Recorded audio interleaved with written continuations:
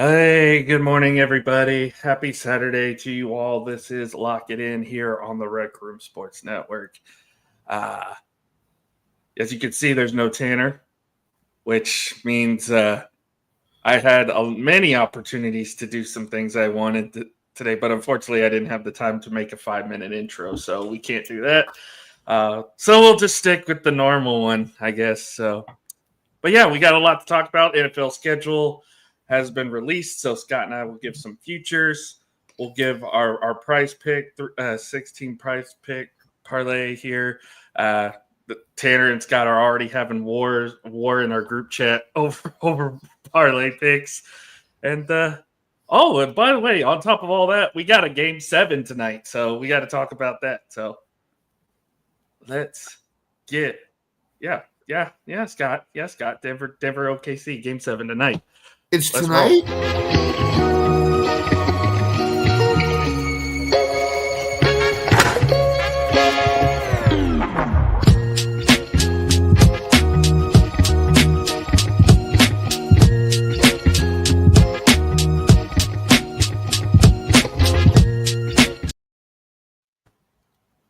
I know this isn't quite popping open a can, but what? Tanner, we're gonna have words when you come back, Tanner. Said you're in trouble. You know what? You know why he's in Vegas, right? You got to save up that money to get that cash so he can go to the Thanksgiving Day game this year in Dallas. Oh, that's right, Chiefs Cowboys. Oh, that's right. That's right. Who needs family when you can go watch NFL football, right? Wife, child. I'm going to Dallas. See you later. Enjoy your turkey.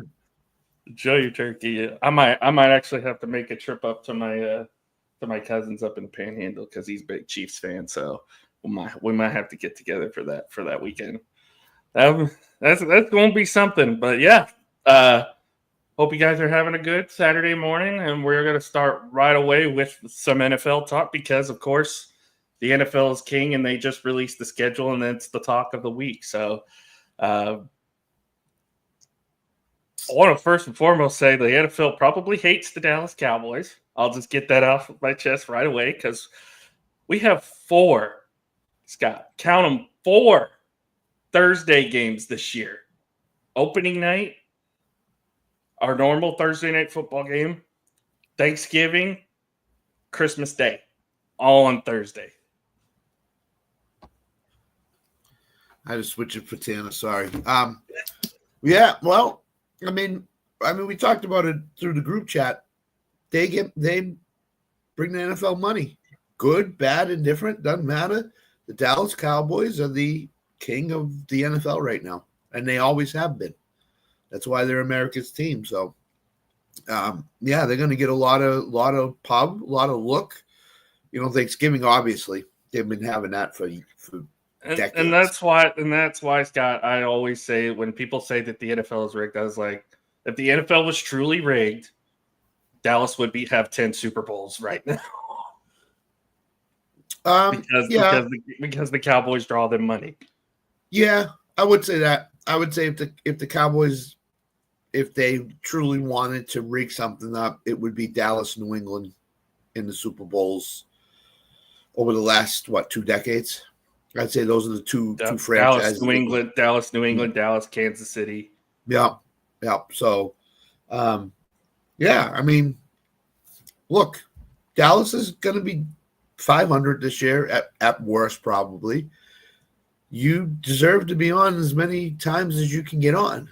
I mean, you got an owner that for good or bad, I think he says he wants to win a Super Bowl. I'm not sure about that. I just think he loves when his stadium is filled and he's on prime time. He's making the money. Yeah. It's the most profit. He turned what was a franchise that was only worth $100,000 back in the 80s into the most wealthiest sports organization in the entire world. Right. more valuable than the Yankees, more valuable than Real Madrid, more valuable than any team, any sport in the world. Let me ask you something. If he really wanted to win a Super Bowl, what would he have done last offseason? He would have paid Saquon Barkley millions of dollars more than the Eagles offered him. And he would have went to Dallas. And Saquon would have helped the Cowboys get to the Super Bowl probably.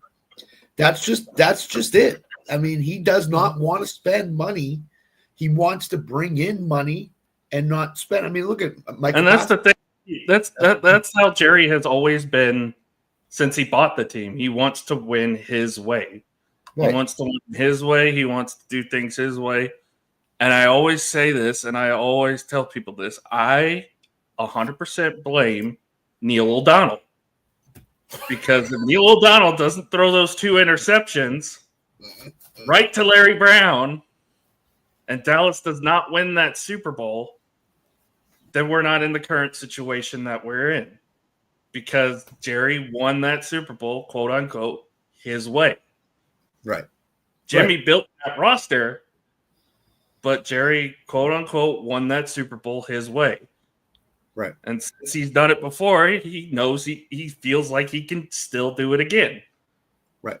I agree. Which is why we've been in the rut we have been for the last 25 some odd years, 30 years. Listen, and the other thing everybody's got to realize is there's a lot of good teams in the NFL. Eagles just won the Super Bowl. Chiefs, Rams, Lions, Tampa Bay. There's a lot of good teams. I mean, it's not easy to win a Super Bowl. Kansas City's made it look easy this last, 8 to 10 years since Mahomes got there. It's just you need a quarterback to start your franchise. Dak is not Patrick Mahomes. Is he good? Yes. Is he above average? Yes. Is he a super quarterback? No, he's a good quarterback. So until you get the Patrick Mahomes on your franchise, you're not going to win a Super Bowl. Patriots, Tom Brady, 6th round pick. Everybody whiffed on him. And the Patriots took him, and look what happened. So, and I mean the same thing can be said for Dak. Also, he was a 4th round pick that was a day three pick. You know, He kind of got thrust into the starting position right away because Tony got hurt in the preseason. Right. But you know, he's shown at times that he can be that guy for the Cowboys. It's just his injury problem has kind of slowed his production down as far as what he can do on the field, how he can move around on the field. He should still play at a high level. Don't get me wrong. Last year he finished 2nd in the MVP voting 2 years ago. So, I mean, he can show that he can still do it.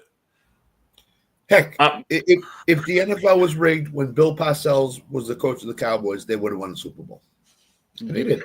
It's one of the greatest. That's like one of the what ifs I wish would have gone the other way, because I was a big fan of Quincy Carter when I first started watching the Cowboys in the early 2000s. He was such a good quarterback. Yes. Problem was he couldn't stay on the field. No. He couldn't stay on the field. They had to bring in, Anthony Wright, Vinny Testaverde, Tony Banks. So Drew many Bledsoe. Different guys. Drew Bledsoe, Drew Henson, so many other guys. They finally landed on an undrafted quarterback in Tony Romo, who might be, statistically the greatest Cowboy in history, statistically wise. Yep. But because they never won, he can't be put in the same conversation as Troy Aikman or Roger Staubach. That's right. That's exactly it. 3rd best quarterback in franchise history behind Staubach, Aikman, because those guys have won a Super Bowl. Those guys won a Super Bowl. Was Troy Aikman good? Yes. Was he great? Nah, I wouldn't say he was great, but he had Michael Irvin, Emmitt Smith, Jay Novacek, Darryl Johnston, that offensive line. He had all those guys around him, and that was the period that Jerry has forgotten. What do I need to do with the Super Bowl? I need to build a good a team around my quarterback. And he hasn't done it. I mean, who's your starting running back this year? Lately hasn't until this year specifically. He hasn't built around Dak. Who's your starting running back this year? That's the question. It's Javonte Williams right now. right now. It's not great. I mean, come on. And depending on what happens in camp, it could be Jaden Blue. It could be Jaden Blue. That's not great. I mean, come on. Jared, what are you doing? This is the sore spot for the Cowboys for the last since Emmett walked out the door. Mm-hmm. DeMarco Murray was great for a year, but I mean, since Emmett's walked out the door, he's cheaped out on running backs. Well, the NFL is starting to circle back to a running game now. I mean, the passing game is king, but the running game is starting to work its way in now, and you're cheaping out on it. So you had Zeke for a little bit, but he ran himself pretty much into the ground. So yeah, that's the thing. That's what the NFL is right now. Let me run these running backs into the ground, and then we'll get rid of them and get another one in. Well, it's not that easy. It's not that easy. Mm-hmm. So no. So I believe the play for Dallas this year, as far as win totals, was 9.5. I saw. I think that's what I saw. 9.5. Here's what I would say. Before the Pickens trade, I would have definitely went to under, because the number 2 wide receiver and the number 3 wide receiver are unproven. So it was double cover CD and make you go someplace else to Ferguson or whatever. Since the Pickens trade happened, I'm not touching it, because it could go 2 ways. It could go 10-7, 11-6, but it could also go 8-9. And you've got a favorable schedule this year, because you play teams like the Raiders, Panthers. You've got Seattle, who doesn't have an offensive line. Minnesota's going to be trending downward. Justin Herbert still hasn't beaten Dallas ever, so that's another game that you could say Denver will be a challenge. Kansas City obviously is going to be a challenge. You've got to face the Eagles twice. You've got to face Washington twice. NFC North will be a tough challenge, but you can squeeze 10 wins out of this team. You really can. You can, but obviously your quarterback's got to stay healthy for the whole year. Mm-hmm. And if Dak does not stay healthy, and last year he did not, and a couple of years ago he did not, then you're not going to win. You're not going to win. You don't believe in Bazooka Joe? You don't believe in Bazooka Joe? Next question, please. That means Sam has gone back and forth on this time and time again. So I do to a point. I don't if he's got to start 5 games. I just don't. He will get exposed. So to me, it comes down to, can Dak stay healthy? And if Dak can stay healthy, I think they can win 10 games. If he can't, it's going to be tough to win 9 or 10. 10 gets you in the playoffs in the NFC, I think.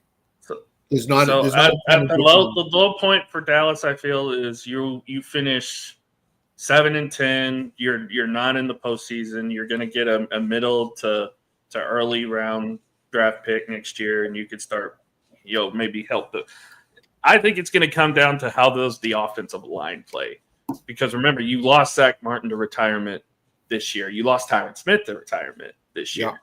Yeah. So now you have to try to see if Tyler Booker's the answer at right guard. How does Tyler Guyton fare at left tackle in year number 2?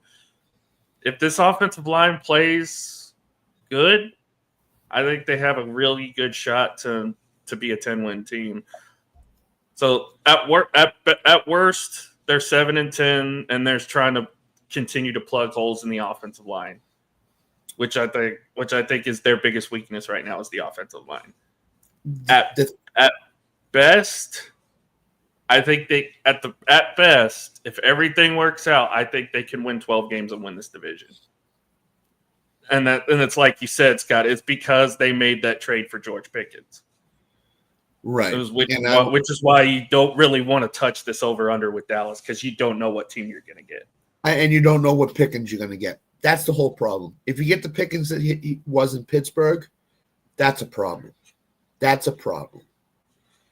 But make no mistake about it, is Pickens going to be ticked off because CeeDee Lamb is getting all these targets and Pickens might get like 5 or 6 a game?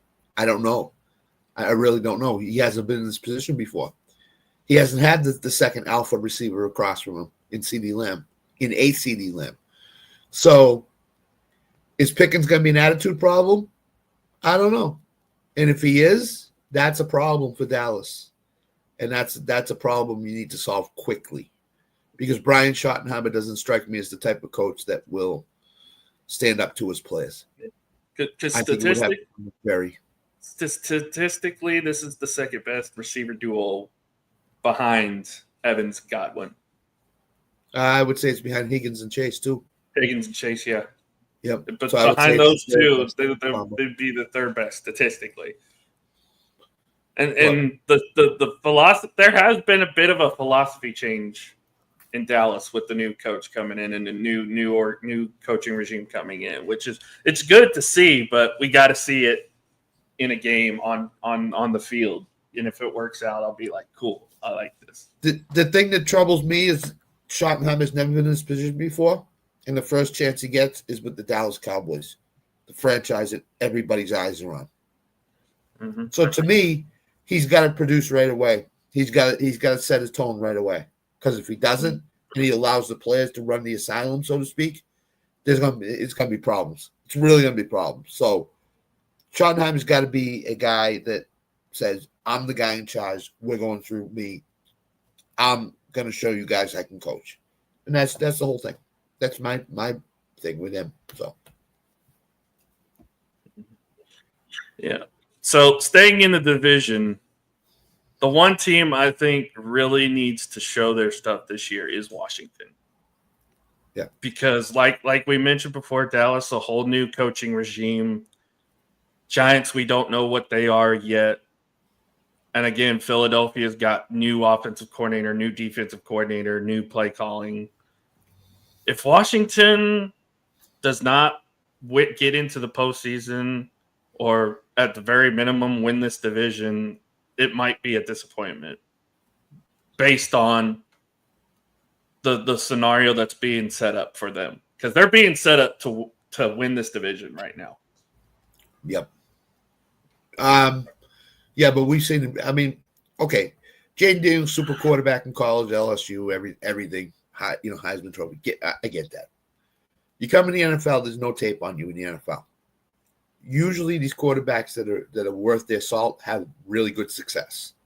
It's the second year in these quarterbacks' careers that tell you a lot. The Washington schedule it's extremely difficult this year.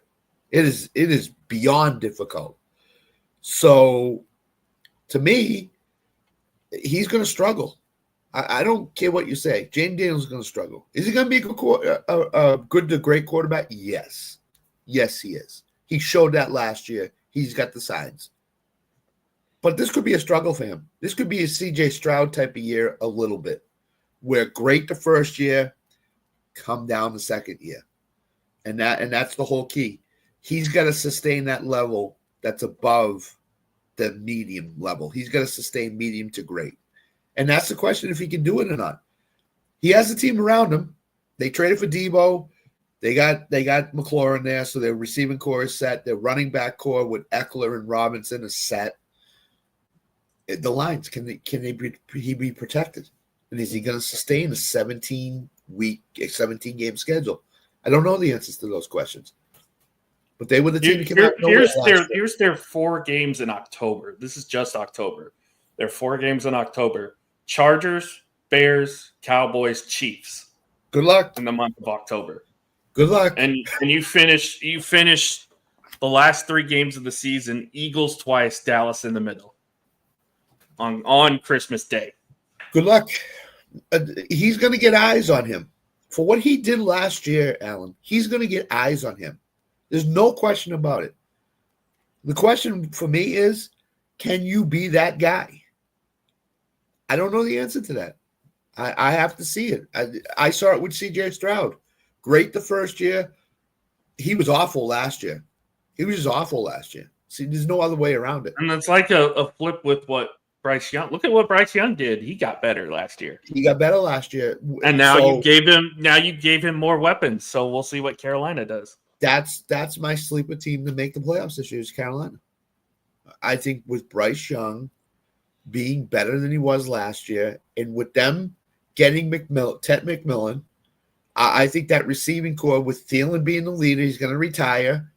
I think they have a good young receiving core, and I think Chuba Hubbard's going to have a huge year this year. I just do. So I think Carolina could make some noise and get in the playoffs this year. Can they win the division? It's possible. Can they win enough games to get in the playoffs? The NFC's not that great. San Francisco's got the world's easiest schedule. Look at their schedule this year. It's so easy. It's ridiculous. But again, you just paid your quarterback $50-something million a year, and you got Christian McCaffrey, who's one hit away from being out for the year, and your receiving core is a jumbled mess right now outside of Kittle. So I don't know. Carolina could make the playoffs here. They're one of my sleeper picks. I haven't put it in yet for a bet, as we'll get to in a minute or two here, but I think they could. So. Yeah. Looking elsewhere, obviously we've got some baseball still going on. We got one more slot left in the conference finals to settle. We got Game 7 tonight between Denver and OKC. Unfortunately, your Celtics took the L in the Garden last night, and the Eastern Conference Finals is now. Did they even show up to play Allen last night? That's my question. Were they even there last night? Didn't look like it. No, it didn't. It didn't. But, I mean, you could see this coming. You really could last night with the Celtics. The Tatum injury, everybody's like, oh, done. See you 5 games. They bowed up, and they showed people that they were good. And then they just went to New York and said, all right, we proved that point. Now we can just lay down and let the Knicks kill us. So that's what they did last night. If you are Anthony Edwards in the Minnesota Timberwolves, Scott, who are you rooting for tonight? Denver.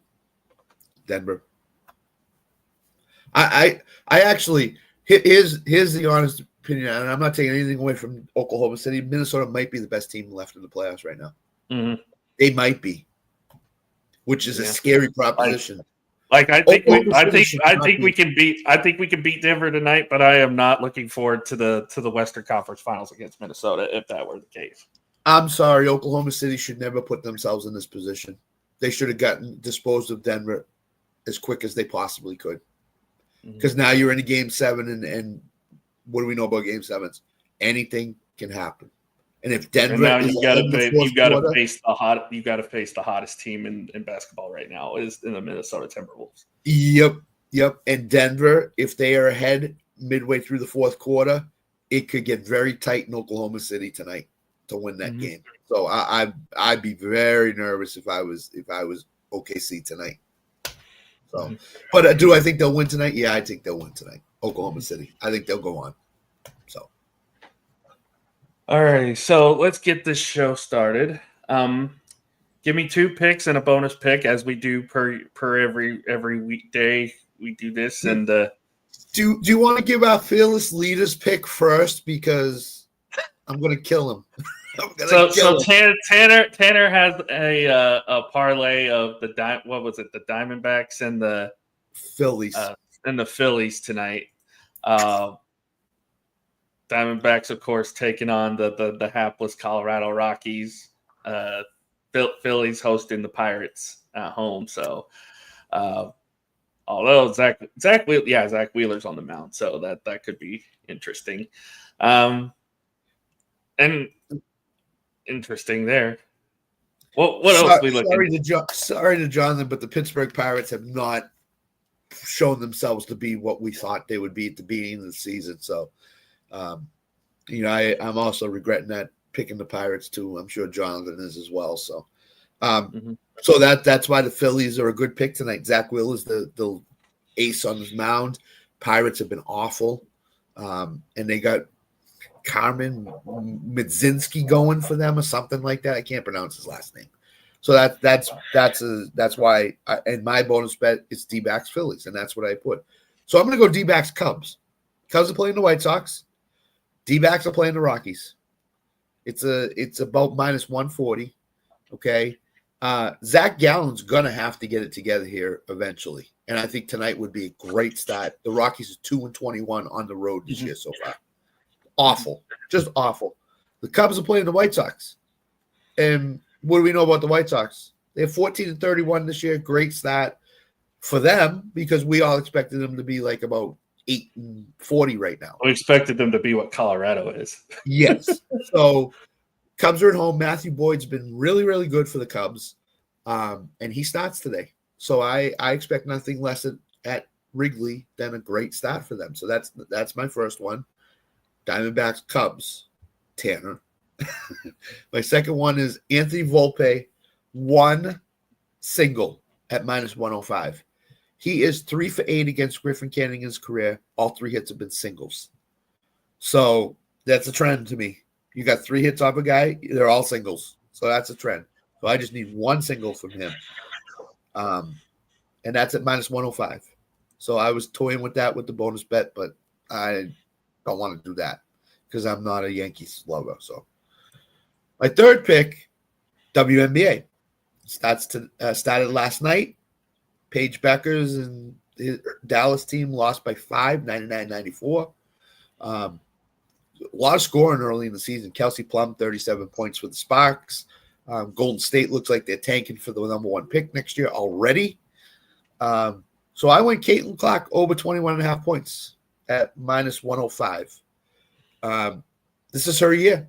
This is her year. Second year in the WNBA. All the jealousy is probably out of it now. She's now a veteran in the WNBA. She can concentrate on leading that Fever team to a playoff spot and a deep playoff run. So those are my 3 bets. I will give you one bonus bet, one extra bonus bet. The Preakness is tonight, 7 p.m. Eastern time. River Thames, the number 6 horse, win place a show, $5 bet I put in. So that's another one. That's an extra bonus bet for people. He's the 6 horse. So, or she's the 6 horse. I don't know. That's it. So this will be an conventional picks for me today. Well, one of them's a homer pick, but I don't care. Marlins Rangers money line parlay. Marlins are taking on Tampa Bay. Rossman's 1-4. He's not looking good. Sandy Alcantara's got to have a bounce back at some point. I think it could definitely start tonight for them. They're at home, so I think they could make it here. Texas has Tyler Mahle coming on the mound tonight. He has been their best pitcher. He is quietly having a 1.47 ERA. He's 4-1. Ronaldo Blanco's going for Houston today. He's given up 6 home runs this year, but he gives up a lot of hits. 3-3, gives up a lot of hits. 4-point batting average given up. So Astros might be in a little bit of trouble tonight against a guy that can pitch really well. So I'll take Texas and I'll take Miami in that parlay. Second pick, Denver plus 8.5. It's going to be a really close game tonight. Yeah, I think so. It's going to be it's been really close all series. Oklahoma City has not covered all series against Denver. So I like that plus 8.5. I think we can edge by them and still win, but I don't think you're going to cover the 8.5 if you do. So I don't think so either. I agree with you. Close game tonight, for sure. Mm-hmm. And then where is it? Got to do our obligatory UFL pick here.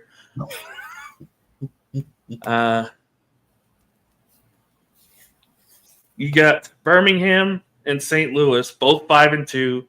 Both of these teams can score. I'm going over 49.5 points. Or over 39.5 points is what it's at. I think it's going to be a high-scoring affair. These two teams know each other very well, and these two teams are the 2 best teams in the UFL. Okay, one quick thing. DeGrom and Brown the other night, phenomenal pitching matchup. 1-0 Rangers win the game. Last night, Crochet Sale, phenomenal pitching matchup. Low-scoring game with those guys in. The studs in baseball are starting to take over on the mound here. I think DeGrom's going to have a great year this year, barring injury. I really think DeGrom. Apparently, Jonathan's scouting Lucas Giolito tonight. Is he really? Yeah, that's good. for when he goes to Atlanta. That's good. That's good. But who saw Tyler Mahle coming like this? That's phenomenal. He's been phenomenal. Who saw the Rangers as a whole? Because, I mean, Yeah. we kind of thought Evaldi was going to kind of have a little bit of a bounce back this year. You know, DeGrom, if he's healthy, he can pitch well. No one expected Tyler Mahle to be as good as he's been. No one expected Patrick Corbin to come on and do what he's done so far this year. Right. And then even Jack Leiter, even though his ERA is like in the 4s right now, I did not expect this from Jack Leiter at all this year. Nope. So great stuff from the rotation so far this year. Yep. Agreed. I would agree. All right. So what do we got for our price pick 6 here, Scott? You do 3, I'll do 3. All right. So it's going to be the same players. A couple of them are going to be the same players. One's going to be different.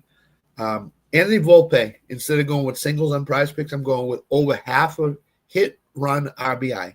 So he just needs to get one run, RBI, or hit. So I think he can do that. I'm not really too worried about that. Second pick, Caitlin Clark, over 18.5 points. So I wind it down on prize picks to 18.5 instead of the 21.5 on DraftKings. Number 3 pick, Zach Wheeler, over half an earned run.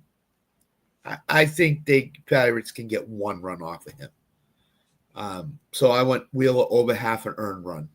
And those 3 are prize picks. So those are my 3.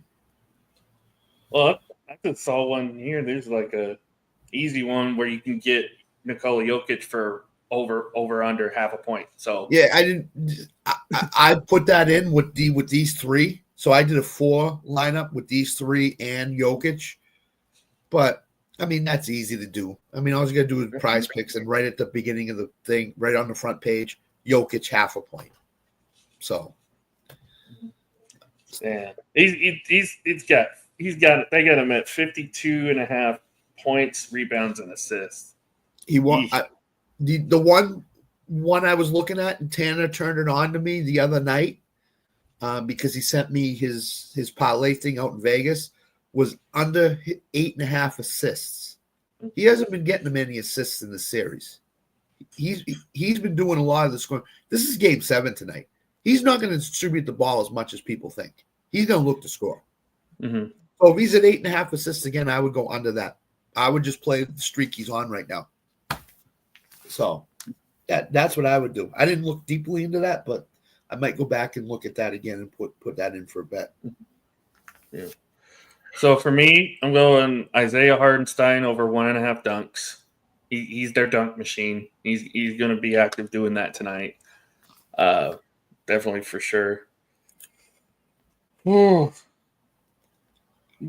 Aaron Judge over half a hit. I think he'll get at least a couple tonight. Yeah, against at home in Yankee Stadium against the Mets. Subway Series should be easy cake. And then the last one will also be baseball. It will be Wyatt Langford, anytime home run. Oh, we're going back to anytime home run. Tan's laughing at my, come on, we're going to fight. So, but yeah, I think Wyatt's been hot lately. You have one of your better pitchers coming on the mound, and Blanco's given up 6 home runs so far this year. He's also given up a lot of hits. So I think there's a good chance that Langford could get one out of the ballpark tonight. Everybody's going with the under. I think it's 7 runs tonight, 8.5 runs. 8.5 runs. One of these games is going to score a lot of runs. It could be tonight. I don't think it'll be tonight. I think it could be game 4, which is Jack Leiter's night. I don't know who they have going for them in game 4. It might be Fromber and Leiter. If that's the case, that could be the one that goes over. Yeah, that could be the one that goes over if it's. Hang on, I can look that up real quick. Breaking news: the Baltimore Orioles fired manager Hyde today. Just did it. Brandon Hyde. Wow. Fired. So that's the third. Is that the third manager fired? Shelton, Black, Hyde. Yep. Orioles are fourth worst record in baseball right now. It's awful. So that just happened. I just saw that on ESPN. So.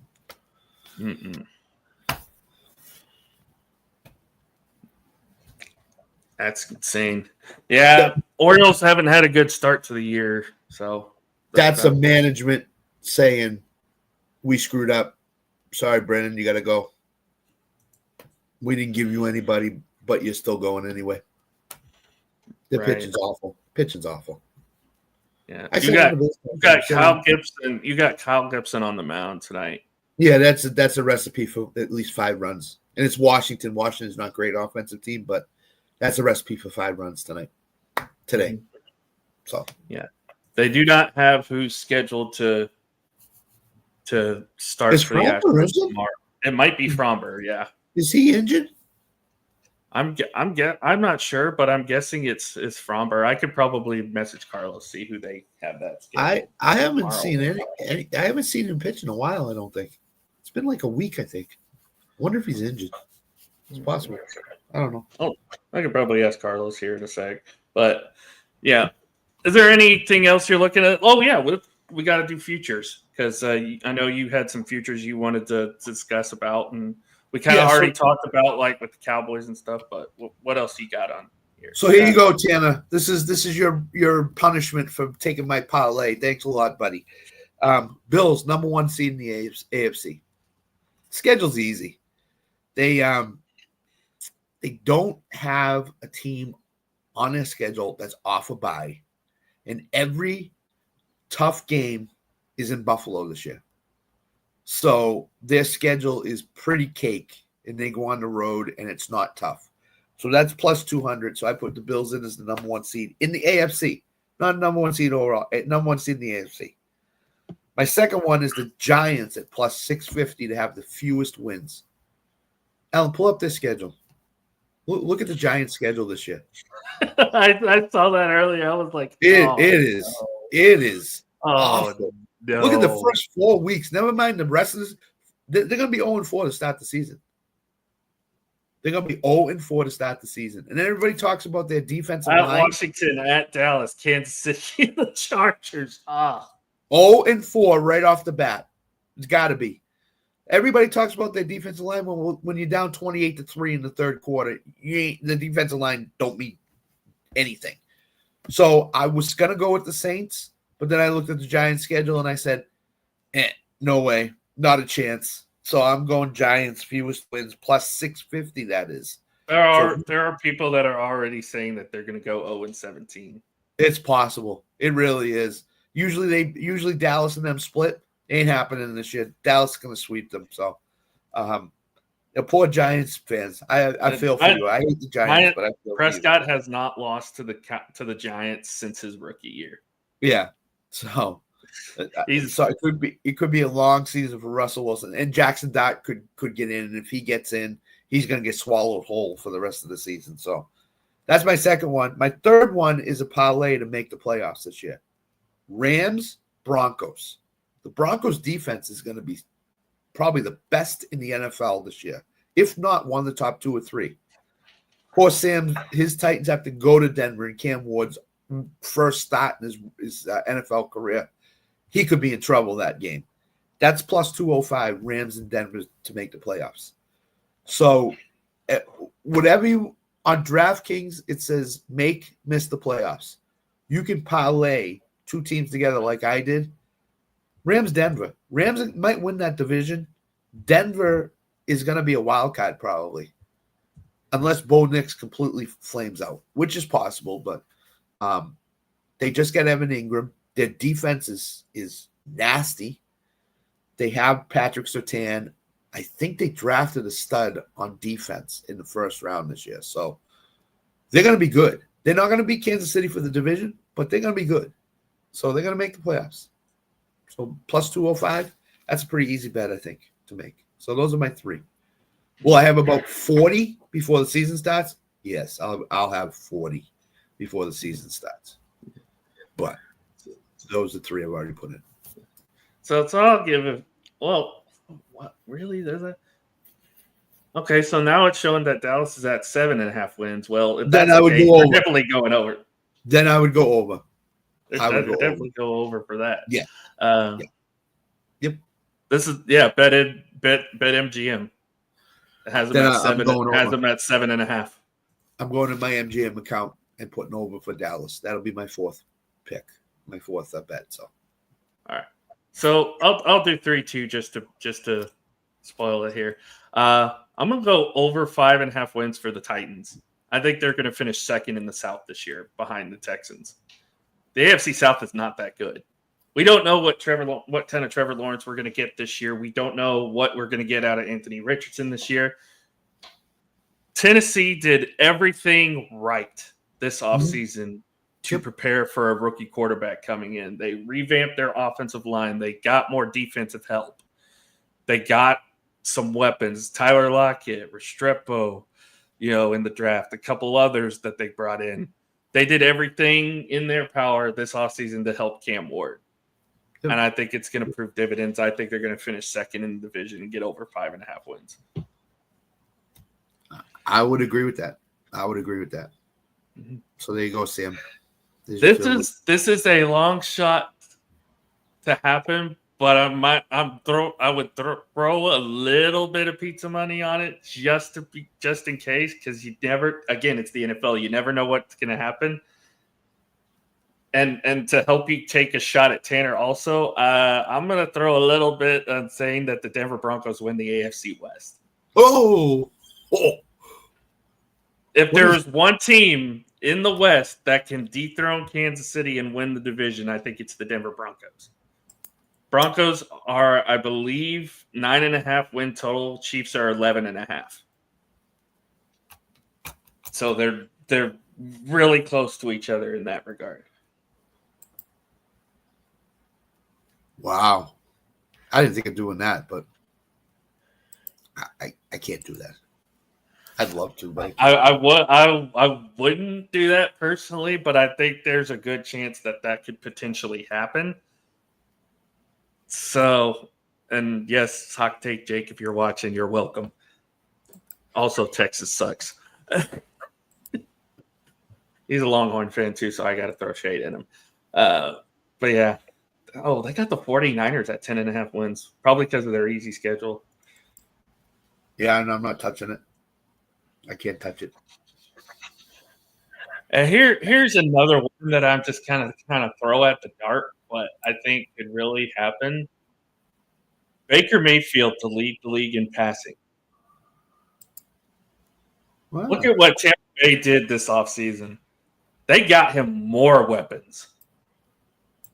I mean, most of it was because they probably don't think Chris Godwin's going to start the year out. But Mike Evans, Jalen McMillan, you now add Emeka Buka.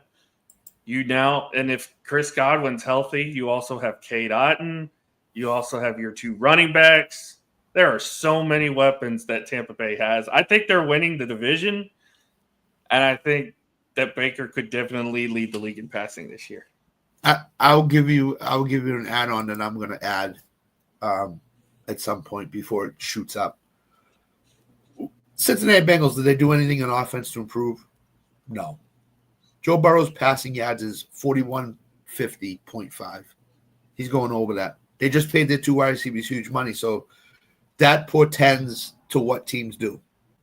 So when you throw huge money at T. Higgins and Jamar Chase, which they did, they're going to throw the ball a ton. And if Burrow stays healthy, 4150 is an easy get over. He could get 5,000 yards.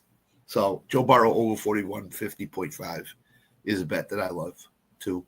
And our guy, David Montgomery, last year, I heavily bet him over 775. And he got, I think, 776 or something like that.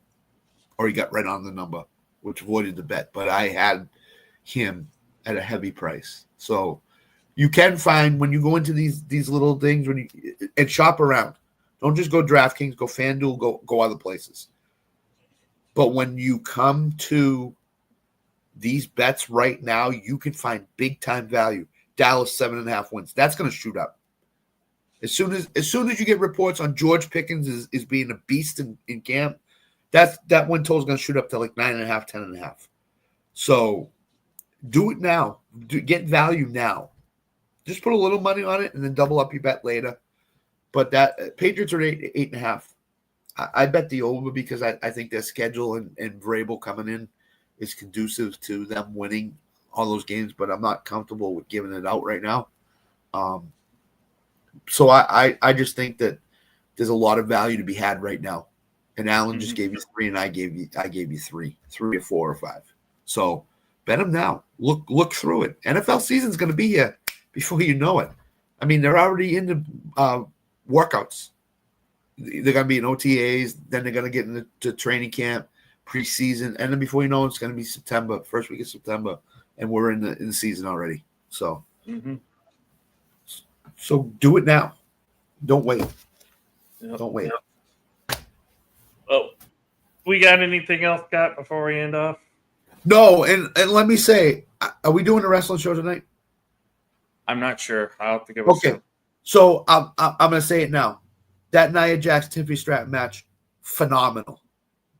People that say that Nia Jax and Tiffany Stratton are not the wrestlers that everybody hopes, watch that match last night. That was phenomenal last night. I enjoyed that. They did the Queen of the Ring spot that Nia did with Lyra too, which was cool. Yeah. So kudos to those women. Those women were phenomenal last. Tiffany Stratton, that's why. Oh, and now you have Julia, so have fun. I know. Now she got called up to the roster, so I'm sure she'll be in the title mix eventually here, quickly. So, yeah, phenomenal match last night. I mean, I was happy. Triple H really did a great job on SmackDown last night. So, Yep. So we'll be back tomorrow to give some more picks and more bets. We'll probably don't talk steal about my picks, Tanner. We'll probably talk about the winner of tonight's Game 7. We'll probably preview the Western Conference Finals. We'll preview the Eastern Conference Finals tomorrow as well.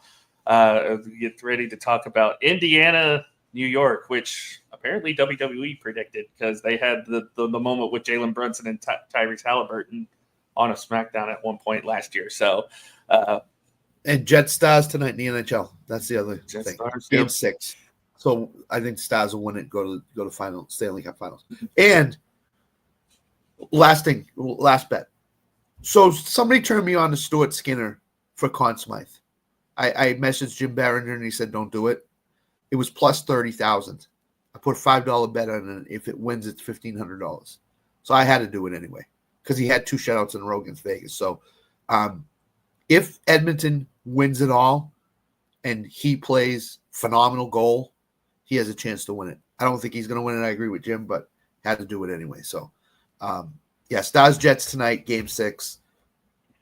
I hope it gets to Game 7. I would love it to get to Game 7. So, two best words you hear in all of sports: Game 7. Alan's living it tonight. So, the stress and anxiety is real, which is why I took off. Anywho, guys, thank you so much for joining us. Scott and I will be back tomorrow. Again, Tanner's in Vegas this weekend, so he'll be back next week. But until then, love y'all. Stay safe. Have a great Saturday. Take care.